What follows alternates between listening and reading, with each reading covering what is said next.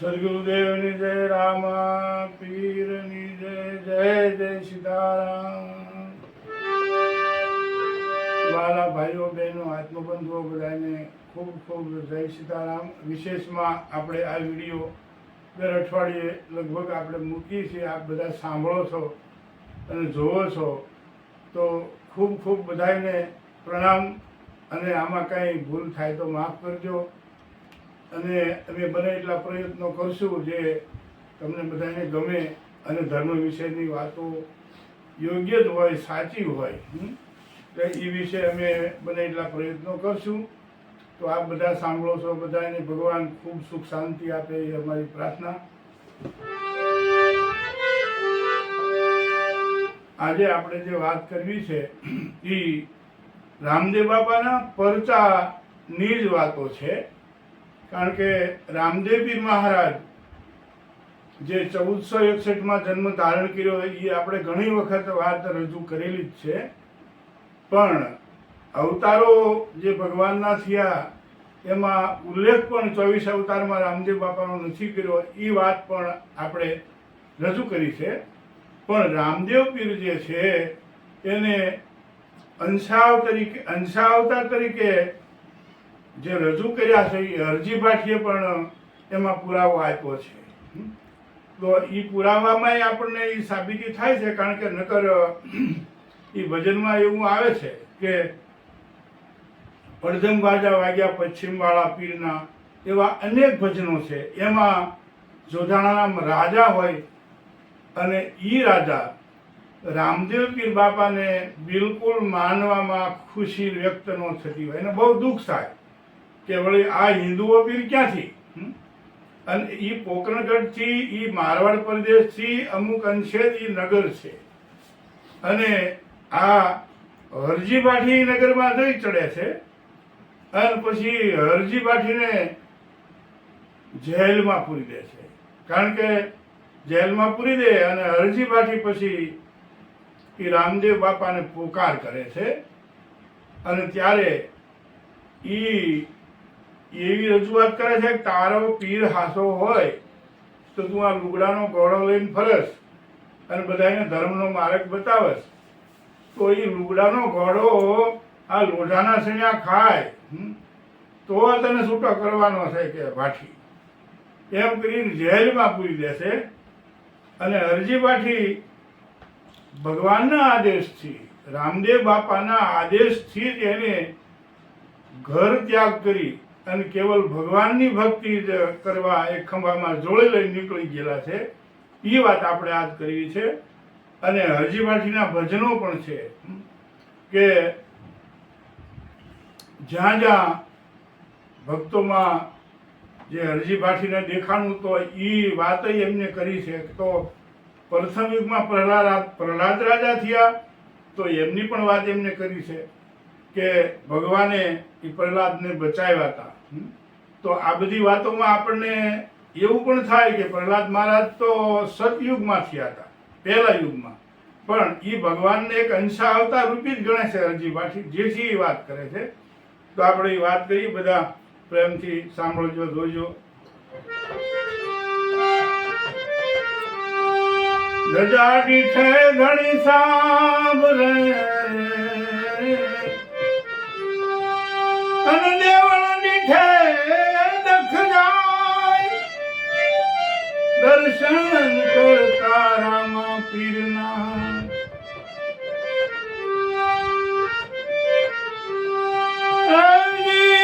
દર્શન કરતા રામા પીરના,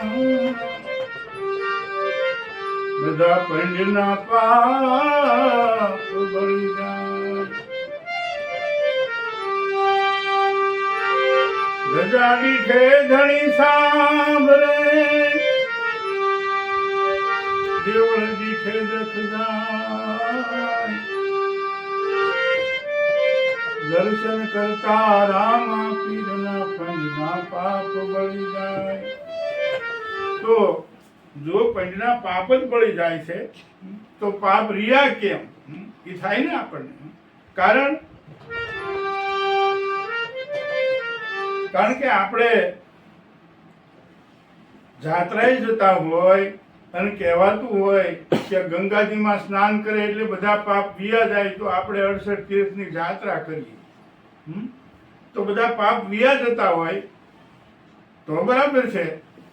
નકર તો આપણે એમ માનો કે 68 તીર્થની યાત્રાએ જઈએ અને તોય આપણા પાપ જાય નહીં, તો એ વાક્ય તો ખોટું જ પડે, એ વાત તો ખોટી જ પડે છે. પણ સંતો મૂળ વાત કઈ કરે છે કે કઈ ને કઈ એમાં આપણી પવિત્રતા નથી.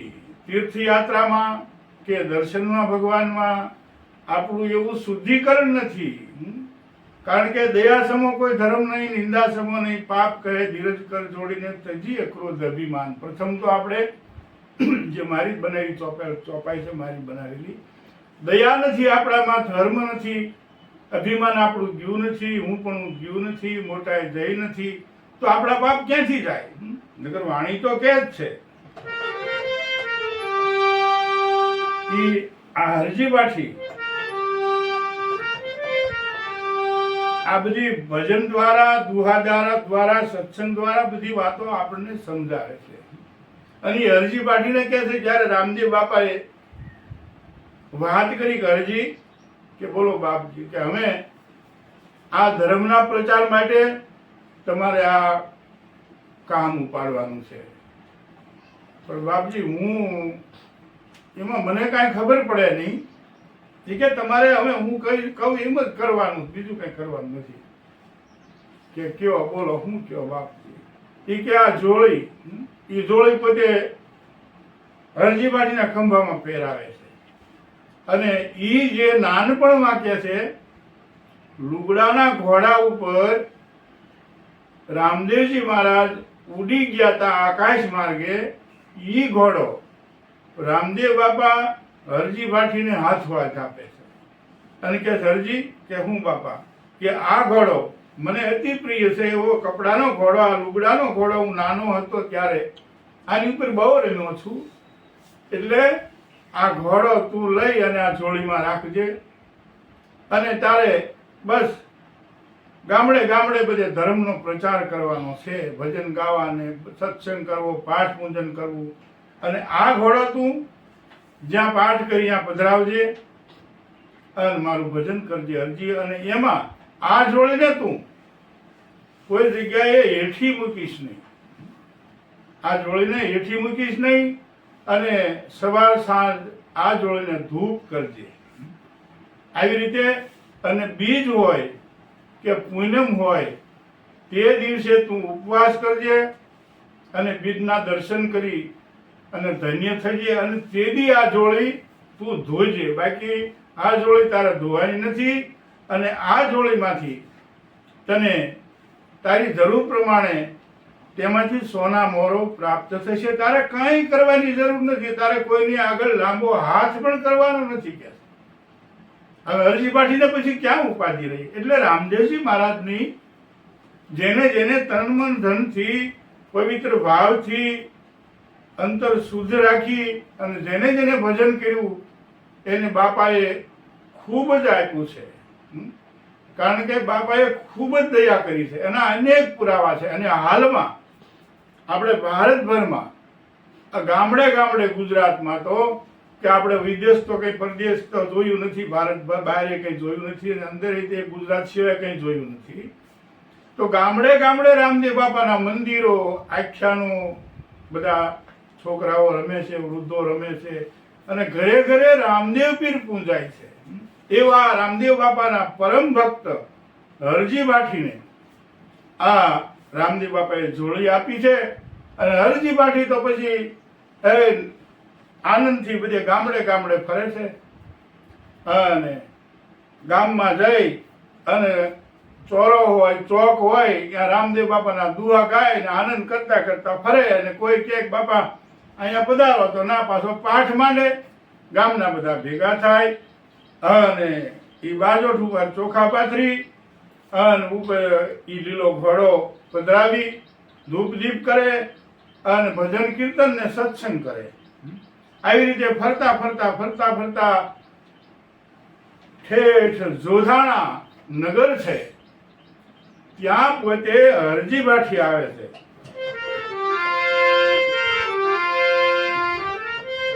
અને ચોકમાં આવીને દુઆ ગાય છે. હીરામાં ચડો હીરે ઉતે અમિલ્યો ભાલો ને તીર પણ સમર્યા થાયો તમે સાબધાન. ધન ધન રામો પીર.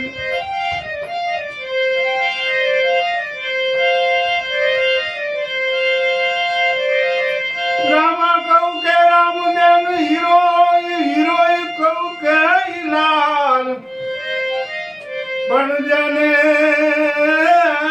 જેને રામો પીર ભેટિયા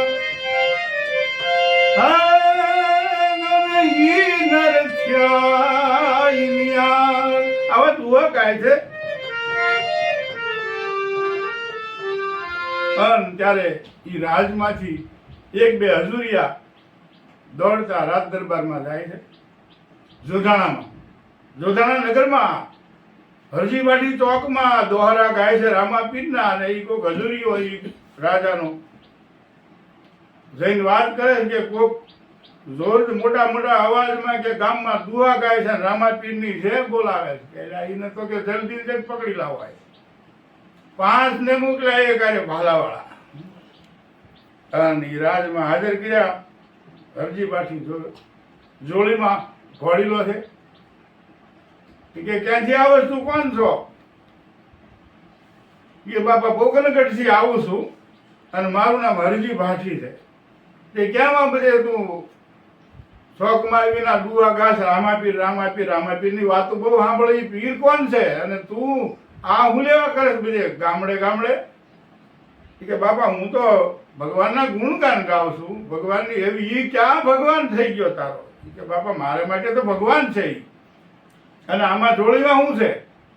અને કે બહાર કાઢ ઘોડીલો દેખાડ્યો લીલો. કેમાં ઘોડીલો? આ લુગડાનો ઘોડો. કે બાપા હું પાઠ માંડું છું જેને ભાવ હોય અહીંયા. અને એ ઘોડીલો હું બાજોટ ઉપર મૂકી ચોખા પાથરીને મારા ભગવાનનો આદેશ છે. એ કોણ ભગવાન? કે રામદેવપીરને અમે ભગવાન માનીએ છીએ. હે કે હા, તો આને ઝટ કે એક કામ કરો, આને જેલ ભેગો કરી દો અને એ ઘોડો અહીં મૂકો. આપણે એ ઘોડો હોય તો ચણ્યા ખાય નહીં કે. એટલે હરજીભાઠીને જેલમાં પૂર્યા અને લોઢાના ચણ્યા અધમણ લાવીને હાજર કર્યા અને કીધું કે હરજીભાઠી આ તારો ઘોડો રહ્યો ને, ઈ આ લુગડાનો ઘોડો એ લોઢાના સણ્યા ખાય તો તારે શું થવાનું છે? હવે તારો ભગવાન શું કરે છે એમાં જોવું છે. તું કે ને અમારો ભગવાન છે. અને ત્યારે હરજીભાઠીએ આરાધ કર્યો છે અને ભજન ગાયું છે.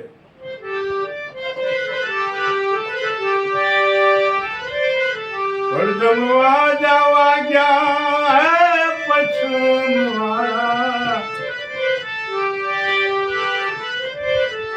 પછમવાળા પીરના અને અરજી મારી સાંભળો ને જાનરા.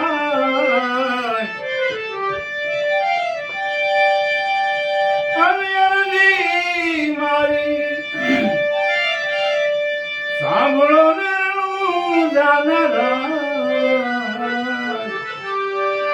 પડધમ વાજા વાગ્યા પછમવાળા પીરના.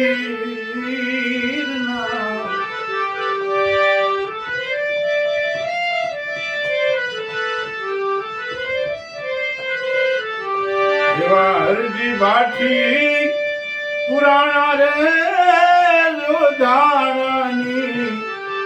જોધાણાની જેલમાં. હરજીભાઠી પુરાણા રે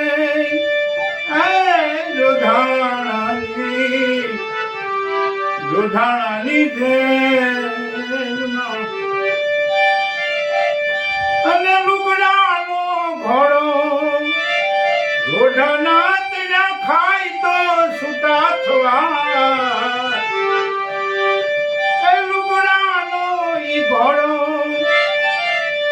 લોઢાના ચણા ખાય તો છૂટા થવા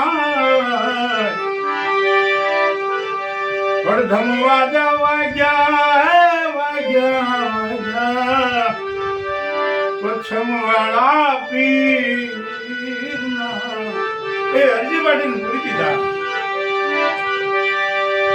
હરજી ભાટી ગાવે રે રામા પીરની કારણ કે પીર વગર કોઈ આધાર નહોતો રામા પીરની સાવળ્યું અને કાને પડ્યો હરજી રે ભાટીનો પીરને પુકાર અડધમ વાજા વાગ્યા વાગ્યા પછમ વાળા પીરના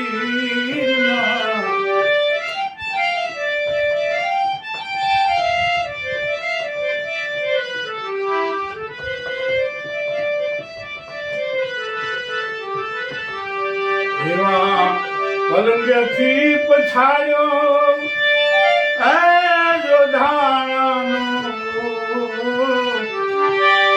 જોધાણાનો બાદશાહ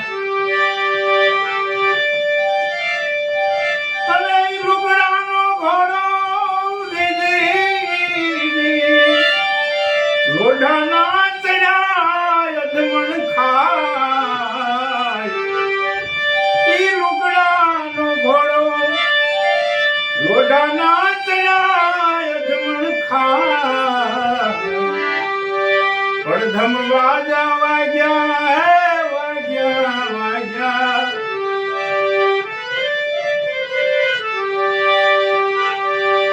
પછમ વાળા પીરના અને અરજી મારી સાંભળો ને રણું જાનારા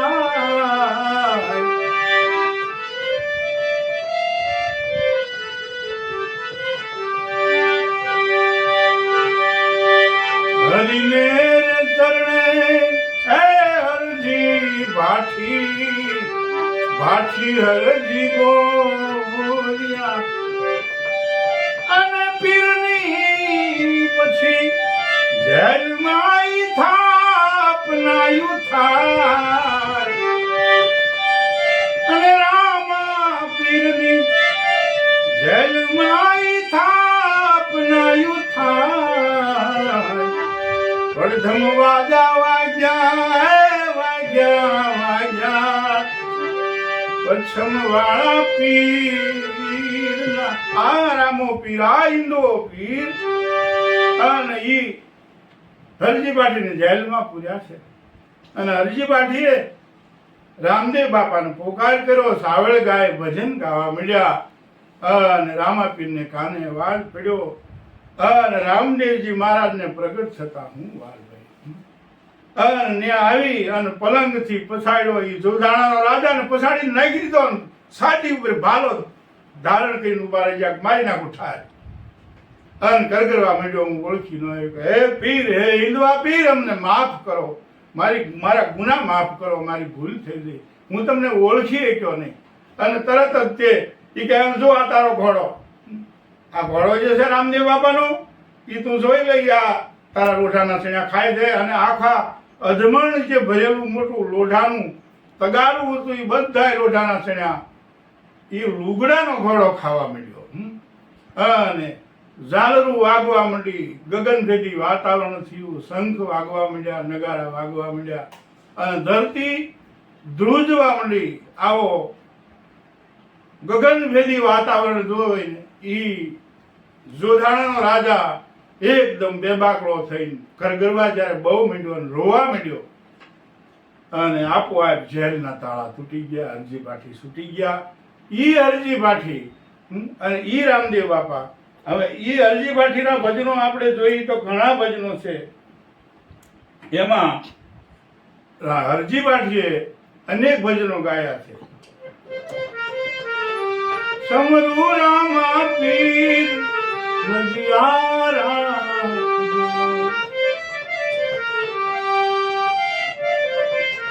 ઘન ધન ઈંદવા પીર લજિયા રાખી ભક્ત પ્રહલાદની લોહ થંભની માય લજિયા રાખજો સમરો ઈંદવા પીર લજિયા રાખજો લજિયા રાખી તમે મીરાબાઈની લજિયા રાખી મીરાબાઈની ઝેર કટોરાની માય લજિયા રાખજો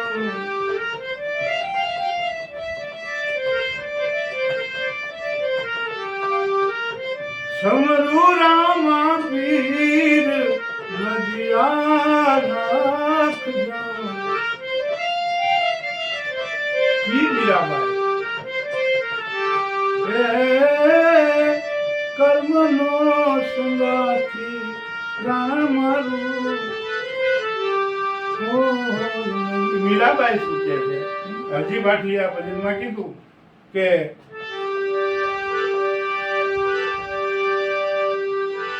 ઝેરના કટોરા રાણાએ મોકલેલા અને ઈ પચાવી દીધા. તો ઈ વખતે તો આપણે વાત કરીએ એમાં તો સતયુગ હતો, પણ હરજી ભાટી રામદેવજી મહારાજને અંશાવતાર તરીકે ગણાવે છે કે ઈ વખતે જે ભગવાન હતા ઈ પણ એમાંથી જ રામદેવજી મહારાજ છે એવું આ ભજન દ્વારા આપણને સમજાય છે.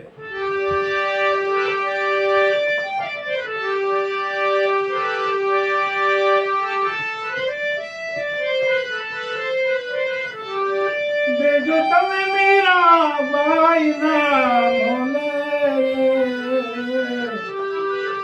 ઝેરના એક ટોરા રાણો મોકલે દેજો તમે મીરાબાઈ ના મોલે ઝેરના એ અમૃત મીરાને આ વાણી કે છે હરજી ભાટીની વાણી નથી, મીરાબાઈ નું સપના એ કંડિયા રે રાણો મોકલે દેજો તમે મીરાબાઈ ના મોલે રે સપના સાંકળા રે મીરાને એ હુઈ રિયા રે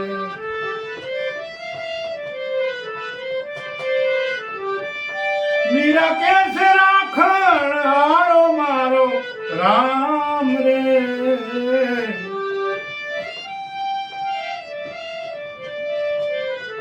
મારું મન એવું લાગ્યું ગિરિધર લાલ છે.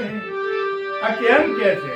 કારણ કે હરજી ભાટીને વિપત પડી તો ભગવાને વાર કરી ઈ પુરાવો છે.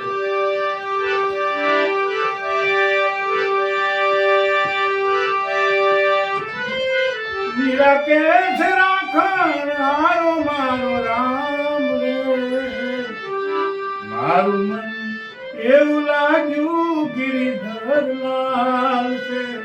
વાઘના પાંજરા લાવે, બીવરાવે, ભક્તોને ડરાવે. વાઘના પાંજરા રે રાણો મોકલો તમે મીરાબાઈ ના મોલે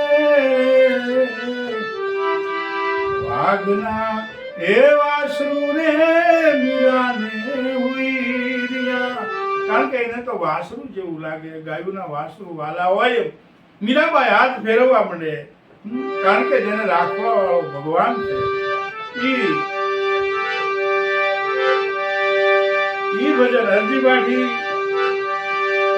લજિયા રાખી તમે સુધનવાની કેલકડાની માય રજિયારા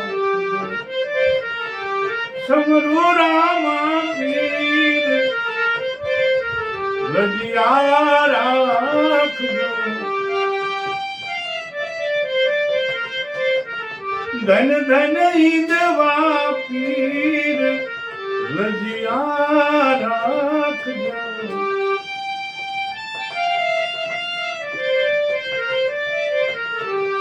રજિયા રાખી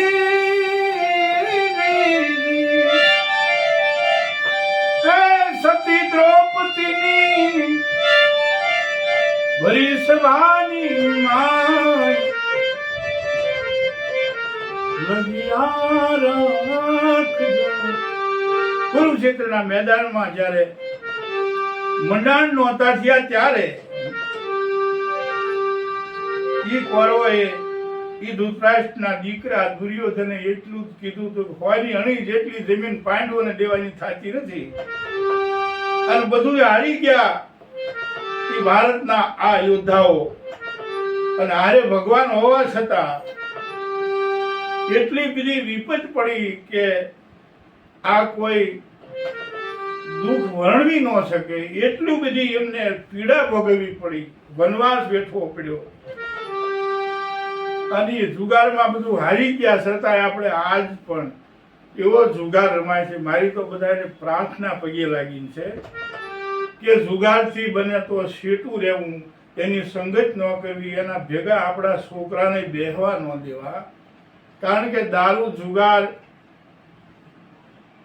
માંસાહાર આ બધું પતનની નિશાની છે એટલે તો આપણા સંતો ભક્તો કવિઓ પોકાર કરી કરી કહે છે કે વ્યસન મુક્ત થાવ આપણે એક વિચાર કરીએ આ એક સત્સંગ જ છે એક પવિત્રતા જીવનની બને એ જ મહત્વનું છે કારણ કે આપણે જરૂર પડે આપણે બાળ બચ્ચા ખાનારા છે આપણે વ્યસનમાં માવામાં 100 રૂપિયાના માવા ખાઈ જાય તો આપણે 100 રૂપિયાનું અનાજ ન જોઈએ એટલે ખરેખર આ પણ બહુ જરૂર છે ને કે આપણે દુઃખી થવાનું ભોગવવાનું તો આપણે ગઢા થઈશું તો આપણે જોઈ જોઈને દુઃખી થવાનું એટલે વ્યસનમાંથી કંઈ ને કંઈ બચે એ બહુ જરૂરી છે એટલે આવી બધી વાતો પણ ઘણી છે પણ એ આપણે વાતો જ્યારે યાદ કરીએ ત્યારે આપણને એવું થાય છે કે હજી કેવો સમય આવશે આટલી મોંઘવારી અને માવા ક્યાંથી આવ્યા એ તો ખબર નથી એટલે આવા વ્યસનો માંસાહાર જુગાર દારૂ પરમાઠી ઈ દુર્ગુણો અને એમાં પાંડવો જેવા પાંડવો હસ્તિના પૂરના જે વારસદાર અને ગાદીપતિ કહી શકાય એવા ધર્મરાજા યુધિષ્ઠિર ઈ જુગારમાં બધું હારી જાય અને સતી દ્રૌપદીને હુકમ કરે દુર્યોધન કહીને ઢસડીને ખેંચી લાવો હું તો એમાં આપણને એ પણ સમજાય છે કે વાણી શું કરે છે વાણી આખું જગત હળગાવી દે છે એ સતી દ્રૌપદીએ એવું ન કીધું હોત આપણને મહાભારત ઉપરથી લાગે છે કોઈ આપણે ભૂલ કાઢવાની વાત નથી પણ આપણે ભૂલ ન કરીએ એ જાણવા મળે છે કે દ્રૌપદીએ એવું કીધું હતું કે આંધળાના તો બધા આંધળા જ હોય એ આખું મહાભારત ખડું કર્યું અને સતી દ્રૌપદીને સભા વચ્ચે ખેંચી લાવવાનું કારણ મુખ્ય એ હતું અને ભરી સભાની અંદર દ્રૌપદીને જ્યારે ઢાળી લાવે છે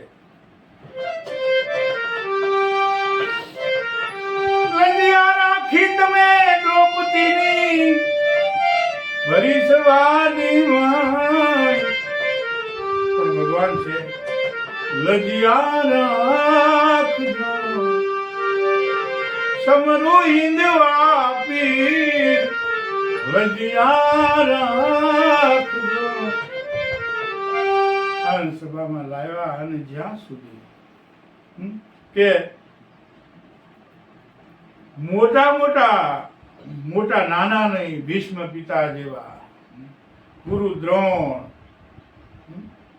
કેટલા મહર્ષિઓ ધૃતરાષ્ટ્ર આંધળા પાંડવોના એમ માનો કે કાકા કહી શકાય ઈ એના દુર્યોધનના બાપા અને મોટા જ્ઞાની માલપા બેઠા હતા અને ભીષ્મ પિતા તો કેવા મહાન ગણાય પણ હારી ગયા છે એટલે કશું બોલી ન શીખ્યા અને બીજું કે એનું અનાજ ખાધું ઈ સભામાં જ્યારે દ્રૌપદીના ચીર ખેંચવા માંડ્યો દુશાસન, એ દુર્યોધન ખડખડાટ હસે છે, એ પાપી લોકો બધા એકદમ ખુશી થયા છે અને પાંડવો નીચા મોઢા રાખી રાખી અને ભોં ખોતરે છે કે ધિકાર છે અમારા જીવનને. ત્યારે પ્રતિજ્ઞા લે છે કે હું મારી નાખીશ, કોઈ કે હું એનું માથું કાપીને મારી નાખીશ.